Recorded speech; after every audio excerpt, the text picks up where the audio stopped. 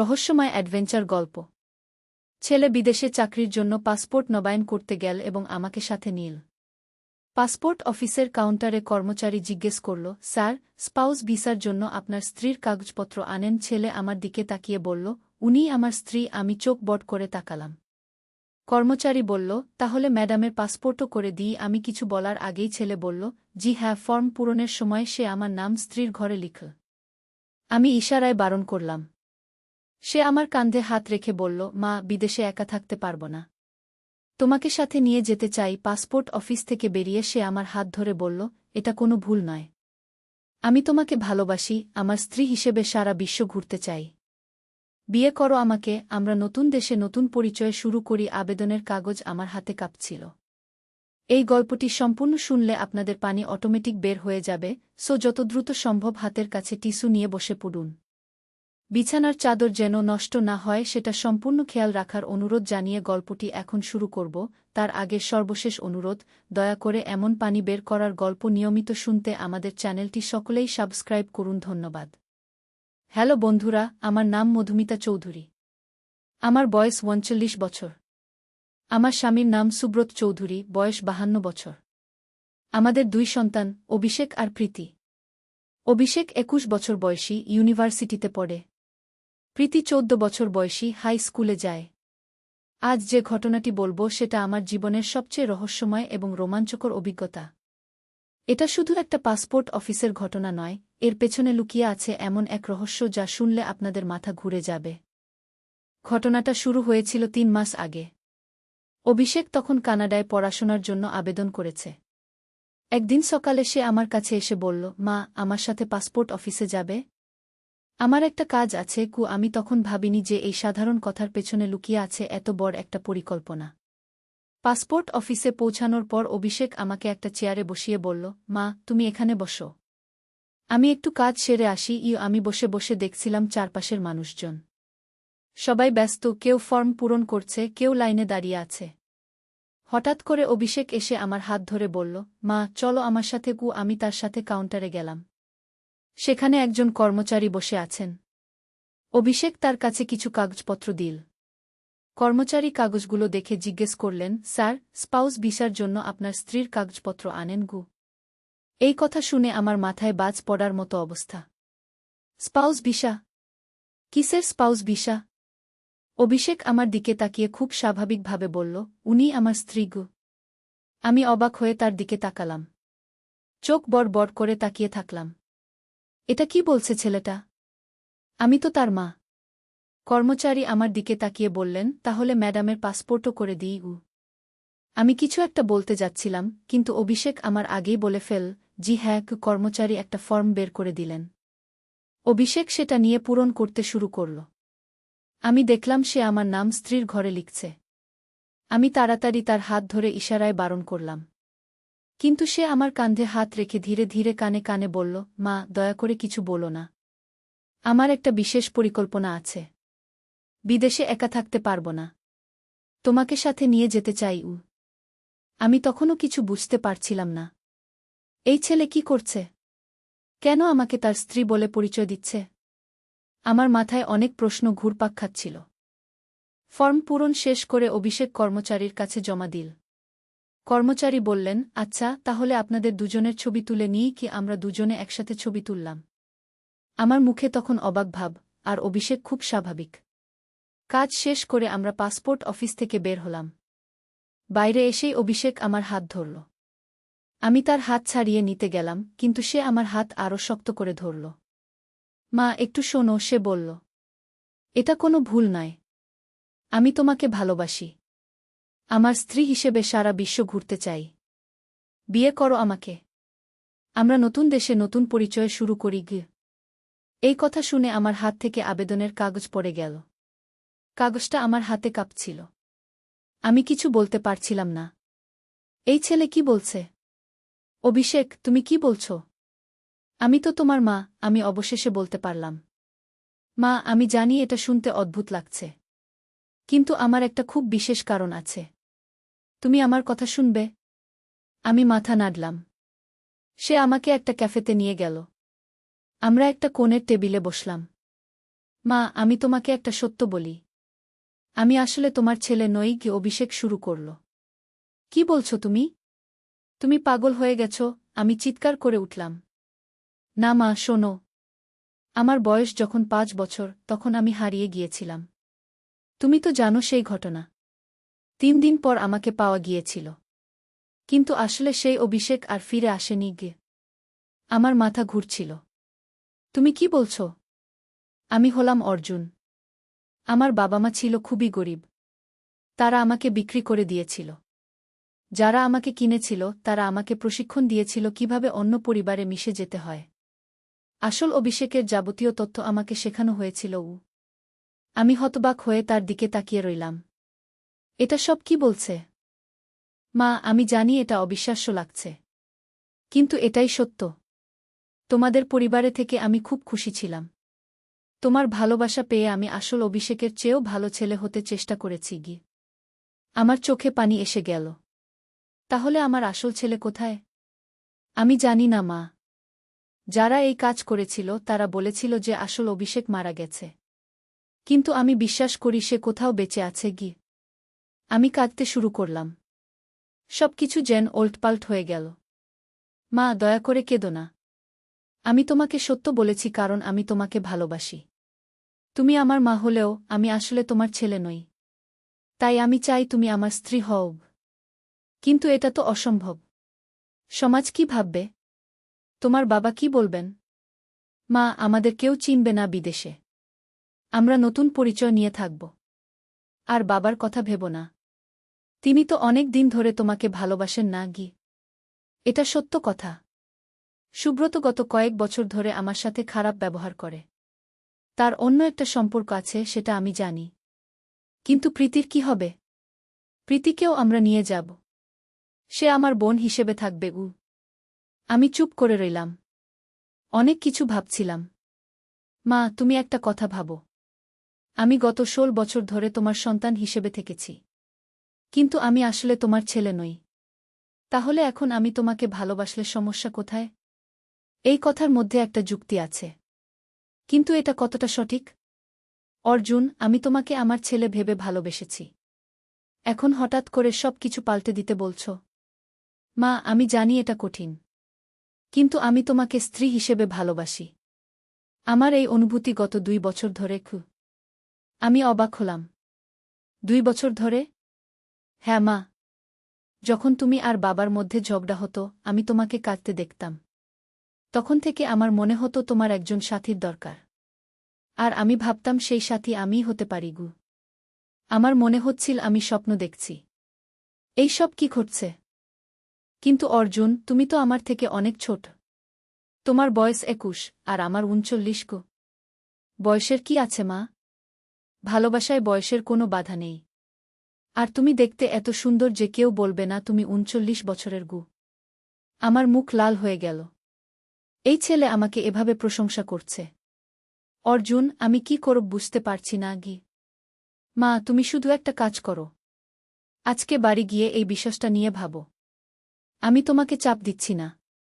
তুমি যদি না চাও আমি এই প্রস্তাব আর তুলব না গি। আমরা ক্যাফে থেকে বেরিয়ে বাড়ির দিকে রওনা দিলাম। রাস্তার পুরো পথ আমরা চুপ করে রইলাম। বাড়ি পৌঁছানোর পর সুব্রত জিজ্ঞেস করল, কোথায় গিয়েছিলে? পাসপোর্ট অফিসে, আমি উত্তর দিলাম।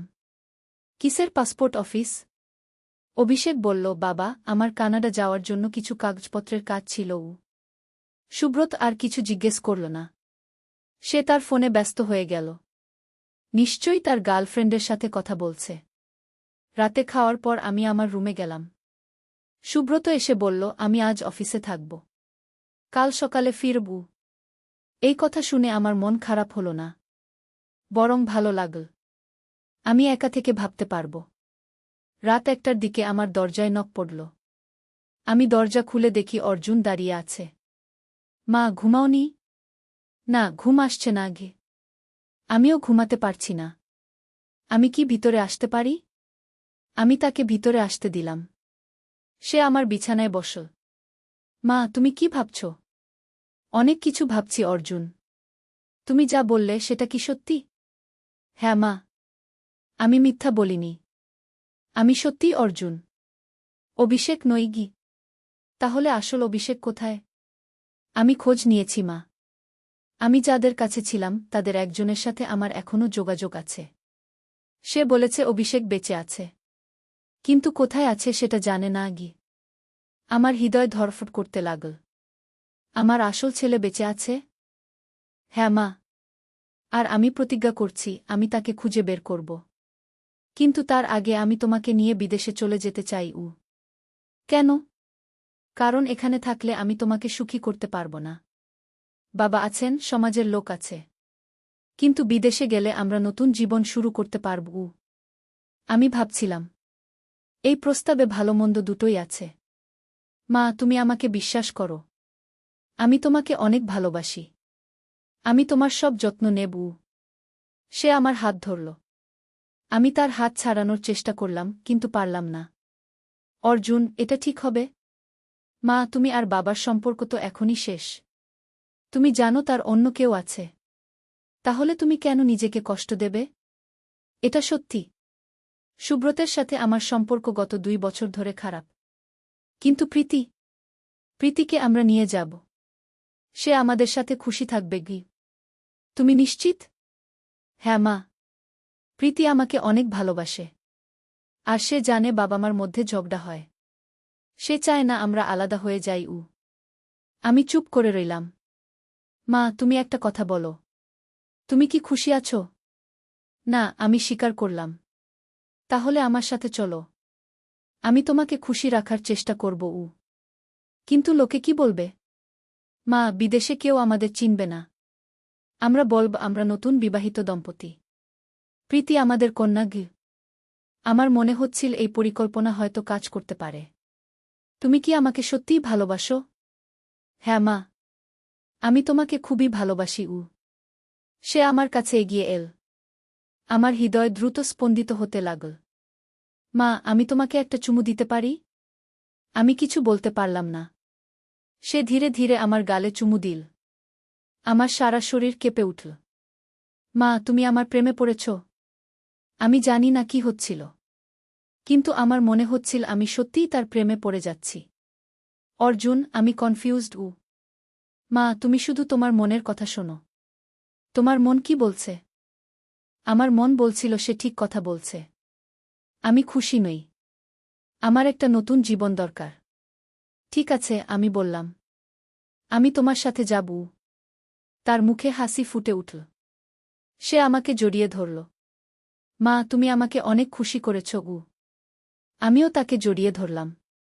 প্রথমবারের মতো মনে হল আমি সঠিক সিদ্ধান্ত নিয়েছি। পরের দিন সকালে আমরা প্রীতিকে সব কিছু বলার সিদ্ধান্ত নিলাম। প্রীতি প্রথমে অবাক হল, তারপর বলল, মা, আমি চাই তুমি খুশি থাকো। বাবা তো আমাদের নিয়ে মোটেই মাথা ঘামান না। অর্জুন ভাই আমাদের অনেক যত্ন নেয়। প্রীতির এই কথা শুনে আমার মন শান্ত হল। সে আমাদের সাথে যেতে রাজি। তারপর শুরু হল প্রস্তুতির কাজ। অর্জুন বলল যে তার কানাডায় একজন বন্ধু আছে যে আমাদের থাকার ব্যবস্থা করে দেবে। আমাদের শুধু ভিসা পেলেই হবে। 1 সপ্তাহ পর আমাদের পাসপোর্ট রেডি হয়ে গেল। আমি আর অর্জুনের পাসপোর্টে লেখা আছে আমরা স্বামী স্ত্রী। প্রীতির পাসপোর্টে লেখা আছে সে আমাদের কন্যা। কিন্তু এখানেই আসল রহস্যের শুরু। ভিসা ইন্টারভিউয়ের দিন আমরা 3 জনে কানাডিয়ান এম্বাসিতে গেলাম। সেখানে একজন অফিসার আমাদের সাথে কথা বললেন। মিসেস চৌধুরী, আপনার স্বামীর বয়স অনেক কম দেখাচ্ছে। আপনাদের বিয়ে কবে হয়েছিল? আমি ঘাবড়ে গেলাম। অর্জুন খুব স্বাভাবিকভাবে উত্তর দিল, স্যার, আমাদের বিয়ে হয়েছিল 2 বছর আগে। এটা আমার দ্বিতীয় বিয়ে। আপনার প্রথম স্ত্রী কি হয়েছিল? তিনি মারা গেছেন, স্যার। ক্যান্সারে। অফিসার আমার দিকে তাকালেন। মিসেস চৌধুরী, আপনার আগের স্বামী? আমি বললাম, আমরা ডিভোর্স হয়েছি। অফিসার আমাদের কিছু কাগজপত্র চাইলেন। অর্জুন বিয়ের সার্টিফিকেট দিল। আমি অবাক হলাম। এই সার্টিফিকেট কোথা থেকে এল? ইন্টারভিউ শেষে বাইরে এসে আমি অর্জুনকে জিজ্ঞেস করলাম, এই বিয়ের সার্টিফিকেট কোথা থেকে পেলে? মা, আমার যে বন্ধুরা আছে তারা এই ধরনের কাজে এক্সপার্ট। তারা সব ব্যবস্থা করে দিয়েছে। আমার মনে সন্দেহ জাগল। তুমি কি আগে থেকেই এই পরিকল্পনা করেছিলে? হ্যাঁ মা। আমি অনেক দিন ধরে এই পরিকল্পনা করছিলাম। কিন্তু তোমার অনুমতি ছাড়া কিছু করতাম না গি। 2 সপ্তাহ পর আমাদের ভিসা অ্যাপ্রুভ হয়ে গেল। আমরা কানাডা যাওয়ার প্রস্তুতি নিতে শুরু করলাম। এই সময় একটা অদ্ভুত ঘটনা ঘটল। একদিন আমি বাজার থেকে ফিরছিলাম। রাস্তায় একটা ছেলে আমাকে ডাকল, মা। আমি ঘুরে তাকালাম। একটা ছেলে দাঁড়িয়ে আছে যার চেহারা অর্জুনের মতো, কিন্তু তার পোশাক খুব খারাপ। সে দেখতে খুবই দুর্বল। তুমি কে? আমি জিজ্ঞেস করলাম। মা, আমি অভিষেক। তোমার আসল ছেলে গি। আমার মাথায় বাজ পড়ল। তুমি অভিষেক? হ্যাঁ মা। আমি অনেক দিন ধরে তোমাদের খোঁজ করছিলাম গু। আমি তার দিকে ভালো করে তাকালাম। সত্যিই তার চেহারা অর্জুনের মতো। কিন্তু এটা কিভাবে সম্ভব? তুমি এতদিন কোথায় ছিলে? মা, আমাকে বিক্রি করে দেওয়া হয়েছিল। আমি একটা ফ্যাক্টরিতে কাজ করতাম। সেখান থেকে পালিয়ে এসেছি। আমার চোখ দিয়ে পানি পড়তে লাগল। তুমি আমার আসল ছেলে? হ্যাঁ মা। আর যে ছেলে এখন তোমাদের বাড়িতে আছে সে ভূয়া। তার নাম অর্জুন কু। আমি কাঁদতে শুরু করলাম। তাহলে তুমি এতদিন কষ্ট পেয়েছ? হ্যাঁ মা। কিন্তু আমি এখন তোমাদের কাছে ফিরে এসেছি গু। আমি তাকে জড়িয়ে ধরলাম। এই আমার আসল ছেলে। কিন্তু তখনই একটা সমস্যা হল। আমি অর্জুনের সাথে কানাডা যাওয়ার পরিকল্পনা করেছি। এখন আসল অভিষেক ফিরে এসেছে। আমি কি করব? আমি অভিষেককে বাড়িতে নিয়ে গেলাম। অর্জুন তাকে দেখে ঘাবড়ে গেল। মা, একে? এ হলো আসল অভিষেক। তোমার আসল পরিচয় এখন সবার সামনে এসে গেছে গি। অর্জুন চুপ করে রইল। তারপর বলল, মা, আমি জানতাম এই দিন আসবে। কিন্তু আমি তোমাদের ছেড়ে যেতে চাই না গি। অভিষেক বলল, তুমি আমার পরিবার নষ্ট করেছ। তুমি এখান থেকে চলে যাও। 2 ভাইয়ের মধ্যে তর্ক শুরু হল। আমি কিছু বুঝতে পারছিলাম না। প্রীতি এসে বলল, মা, কি হচ্ছে এখানে? আমি প্রীতিকে সব বুঝিয়ে বললাম। প্রীতি বলল, মা, আমি কনফিউজড। কে আমার আসল দাদা? এই পরিস্থিতিতে আমি একটা সিদ্ধান্ত নিলাম।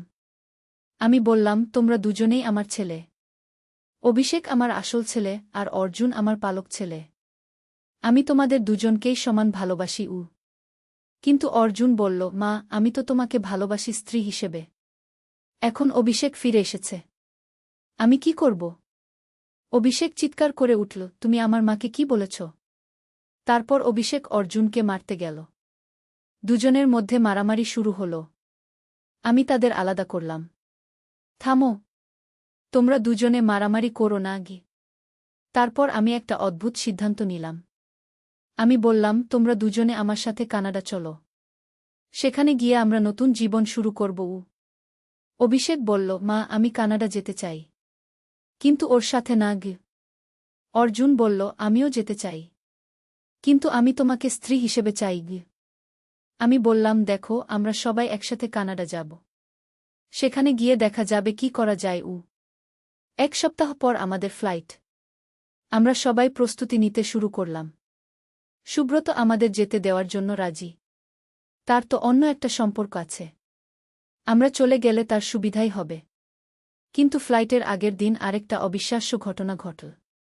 একজন পুলিশ অফিসার আমাদের বাড়িতে এল। মিসেস চৌধুরী, আমি আপনার সাথে কথা বলতে চাই। কি ব্যাপার? আপনি কি অর্জুন নামে একটা ছেলেকে চেনেন? আমি অর্জুনের দিকে তাকালাম। সে ভয়ে কাঁপছে। হ্যাঁ, এই যে দাঁড়িয়ে আছে গু। তাহলে আপনি জানেন না যে এই ছেলে একটা খুনের আসামি? আমার মাথা ঘুরে গেল। খুন? হ্যাঁ। 3 বছর আগে সে একজনকে খুন করেছিল। তারপর থেকে সে পালিয়ে বেড়াচ্ছে গি। অর্জুন বলল, না, এটা মিথ্যা কথা গু। পুলিশ অফিসার বলল, তোমার আঙুলের ছাপ মিলে গেছে। তুমি খুনি গু। তারপর পুলিশ অর্জুনকে গ্রেপ্তার করল। আমি হতবাক হয়ে দেখছিলাম। অর্জুন যাওয়ার সময় আমার দিকে তাকিয়ে বলল, মা, আমি তোমাকে ভালোবাসি। আমি খুনি হতে পারি, কিন্তু তোমার প্রতি আমার ভালোবাসা সত্যি গু। পুলিশ তাকে নিয়ে চলে গেল। আমি কাঁদতে শুরু করলাম। এই ছেলে খুনি? কিন্তু সে তো আমাকে এত ভালোবাসত। অভিষেক আমাকে সান্ত্বনা দিল। মা, কেঁদো না। সে একটা খারাপ লোক ছিল। ভালো হয়েছে যে তাকে ধরা হলো। কিন্তু আমার মন খারাপ। অর্জুন খুনি হলেও সে আমাকে সত্যিই ভালোবাসত। পরের দিন আমাদের ফ্লাইট। কিন্তু অর্জুন ছাড়া। শুধু আমি, অভিষেক আর প্রীতি। এয়ারপোর্টে যাওয়ার পথে আমি ভাবছিলাম, এত কিছু ঘটে গেল। আমার জীবনটা একটা রহস্যময় উপন্যাসের মতো হয়ে গেছে। বিমানে বসে আমি জানালা দিয়ে বাইরে তাকালাম। নিচে ঢাকা শহর ছোট হয়ে যাচ্ছে। আমি একটা নতুন জীবনের দিকে যাচ্ছি। অভিষেক আমার পাশে বসে বলল, মা, আমি তোমাকে কখনো ছেড়ে যাব না গি। আমি তার হাত ধরলাম। আমিও তোমাকে আর হারাতে চাই না গি। প্রীতি বলল, মা, আমরা কি আর কখনো বাংলাদেশে ফিরব? জানি না মা। দেখা যাবে গু। কানাডায় পৌঁছানোর পর আমাদের নতুন জীবন শুরু হল। অভিষেকের কানাডিয়ান বন্ধু আমাদের একটা ছোট্ট ফ্ল্যাটের ব্যবস্থা করে দিয়েছে। প্রথম কয়েকদিন খুব কষ্ট হল। নতুন দেশ, নতুন পরিবেশ। কিন্তু আমরা সবাই একসাথে ছিলাম। অভিষেক চাকরি খুঁজতে শুরু করল। আমি বাড়িতে বসে প্রীতির পড়াশোনার দেখাশোনা করতাম। একদিন অভিষেক এসে বলল, মা, আমি একটা চাকরি পেয়েছি। একটা রেস্তোরাঁও। আমি খুব খুশি হলাম। সত্যি? কেমন চাকরি? ওয়েটারের কাজ। বেতন বেশি না, কিন্তু শুরুর জন্য ঠিক আছে গি। আমি বললাম, আমিও একটা চাকরি খুঁজব গু। না মা, তোমার দরকার নেই। আমি সব ব্যবস্থা করব। কিন্তু আমি চাকরি খুঁজতে শুরু করলাম। একটা অফিসে ক্লিনিংয়ের কাজ পেলাম। আমরা দুজনে মিলে কোনো রকমে চলতে শুরু করলাম। প্রীতি লোকাল স্কুলে ভর্তি হয়েছে। কিন্তু 3 মাস পর আরেকটা অবিশ্বাস্য ঘটনা ঘটল। একদিন আমি অফিস থেকে ফিরে দেখি বাড়িতে একটা অচেনা মহিলা বসে আছে। আপনি কে? আমি জিজ্ঞেস করলাম। মহিলাটি বলল, আমি অর্জুনের মা। আসল অর্জুনের মা গু। আমি চমকে গেলাম। কি বলছেন আপনি? আমার ছেলে অর্জুনকে ছোটবেলায় চুরি করে নিয়ে গিয়েছিল। আমি অনেক খোঁজাখুঁজি করে জানতে পেরেছি যে সে আপনাদের বাড়িতে ছিল। তাহলে গু। আর যে ছেলেটি এখন জেলে আছে খুনের জন্য, সে আসলে আমার ছেলে নয়। সে অন্য কেউ ঘ। আমার মাথা ঘুরে যাচ্ছিল। এত রহস্য। অভিষেক এসে বলল, মা, এ কি হচ্ছে? মহিলাটি অভিষেকের দিকে তাকিয়ে কাঁদতে শুরু করল। অর্জুন, আমার ছেলে। আমি তোমাকে কত খুঁজেছি। অভিষেক বলল, আমি অভিষেক, অর্জুন না গি। না বাবা, তুমি আমার অর্জুন। তোমাকে ছোটবেলায় চুরি করে নিয়ে গিয়েছিল গো। তখন সব কিছু পরিষ্কার হয়ে গেল। যাকে আমি অভিষেক ভাবছিলাম সে আসলে অর্জুন। আর যাকে আমি অর্জুন ভাবছিলাম সে আসলে অভিষেক ছিল না। সে অন্য কেউ ছিল। মানে আমার আসল ছেলে অভিষেক এখনো কোথাও হারিয়ে আছে।